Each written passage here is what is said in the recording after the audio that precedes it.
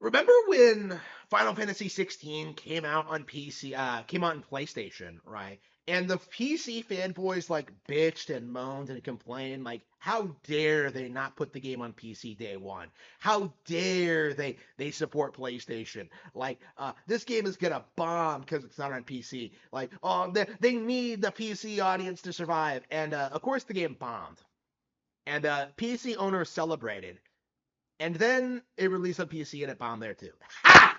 Like again, there's a lot that can be like ex- uh, a lot that can be seen from this, right? But I do think the most important thing, the most well, there's lots of things to talk about here.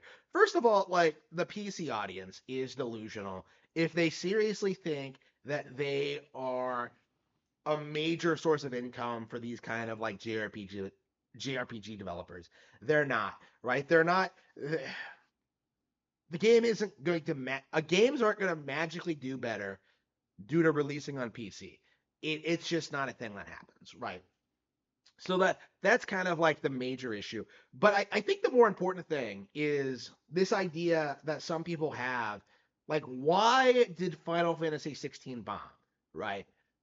Because of the PC audience insisting that it was because of not having a PC release day one, like it really does feel like we didn't talk about the real reasons the game has been a complete and abject failure, right?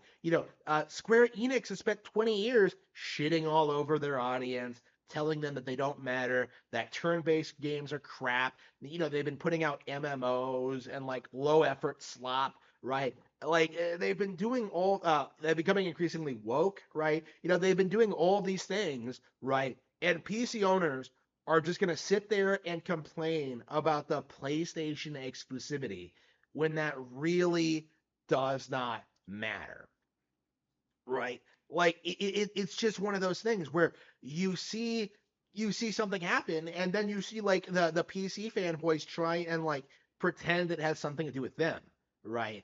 Like they're really gonna sit there and try to tell you that like the game did poorly because of us. Like, no, I don't think you had anything to do with anything. Like I get, why is it so hard to acknowledge that Final Fantasy is a brand that's completely fallen off, right? It's alienated its core audience. Everybody's moved on to other brands and franchises, whether it's Dragon Quest, Persona, Shin Megami Tensei, like whatever, Xenoblade, like Fire Emblem, right?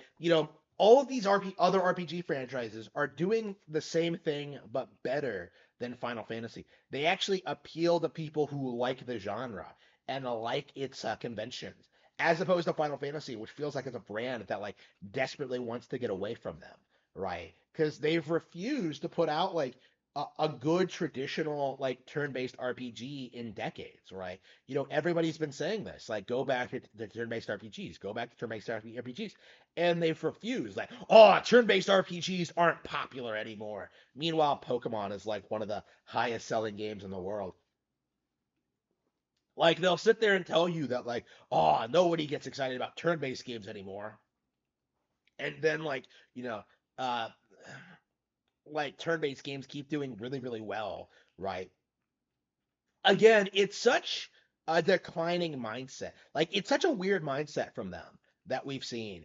Like probably, apparently due to influence by Western game journals who don't like the genre and want to destroy it. Like again, how many times have we seen them come out and make statements about like the term Japanese RPG is offensive? Because game journals in the mid 2000s used to like use JRPG as like a pejorative, right? They hated JRPGs because it took attention away from woke titles like Knights of the Old Republic and Mass Effect, right? Like again, like demonizing JRPGs was kind of the beginning of woke culture in a lot of ways. And like that's not something that you see a lot of people talk about, right? Like to most people, like woke culture didn't start until like The Last of Us Part 2 came out.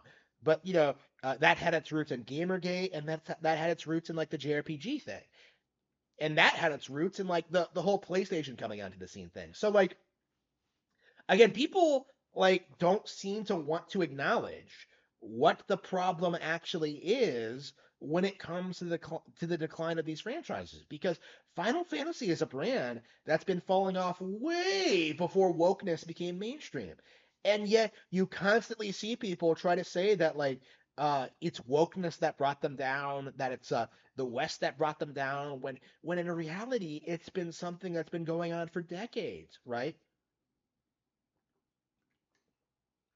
In reality, we need to address like the real problems when it comes to why these companies are failing.